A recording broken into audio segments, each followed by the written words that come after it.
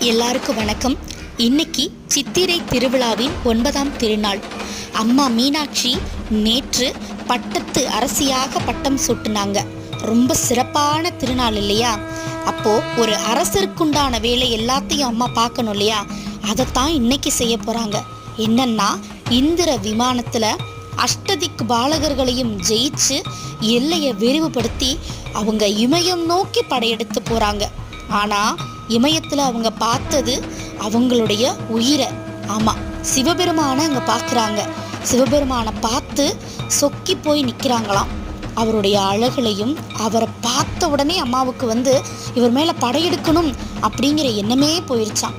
அப்போது சொக்கநாதர் சொல்கிறாரு, நீ ஊருக்கு போ, உன் தேசத்தை தேடி நானே உன்னை மணப்பேன் அப்படின்னு. அதை கேட்டுட்டு அம்மா வராங்க. அப்புறம் என்ன, நாளைக்கு திருக்கல்யாணம் தான். அதையும் பார்க்க எல்லாரும் வந்துருங்க. நன்றி.